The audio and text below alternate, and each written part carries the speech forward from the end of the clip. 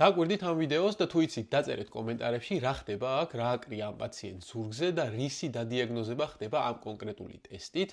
მე კი მოგიყვებით, რომ ეს არის ალერგიული ტესტი და ამ ალერგიული ტესტით ხდება მეოთხე ტიპის ალერგიული რეაქციის დადიაგნოზება. მეოთხე ტიპის ალერგიული რეაქცია არის იგივე კონტაქტური ეგზემის და კონტაქტური დერმატიტის სახელით ცნობილი. უხშირესი ალერგენი კი ამ შემთხვევაში არის მაგალითად ნიკელი, რომელიც სხვადასხვა სამკაულების შემადგენლობაშია და კონკრეტულ ადამიანებში შეიძლება ამ კონტაქტურ დერმატიტს იწვევდეს. ამ ეპიკუტანური ალერგიის ტესტის დროს ხდება შეფასება სხვადასხვა ალერგენებზე, რომლებიც მოთავსებული არიან ვაზელინში და ამ პაჩების დახმარებით რჩებიან 24-48 საათი ან 96 საათის განმავლობაშიც კი კანზე და მათი მოხსნის შემდეგ ხდება შეფასება კონკრეტულ ალერგენზე ჰქონდა თუ არა ადამიანს ალერგიული რეაქცია. პოზიტიური შედეგი ამ ტესტზე გამოიყურება ესე. როგორც ხედავთ, ამ ადამიანს საკმაოდ ბევრ ალერგენზე ჰქონდა ალერგიული რეაქცია. ამ კანზე განვითარებული სპეციალური სურათით, რასაც ურტიკარია ჰქვია, ჩვენ შეგვიძლია დავადგინოთ იმ პაჩის რომელ დანაყოფზე ჰქონდა ადამიანს ალერგია და იმ დანაყოფში კონკრეტულად რომელი ალერგენი იყო მოთავსებული.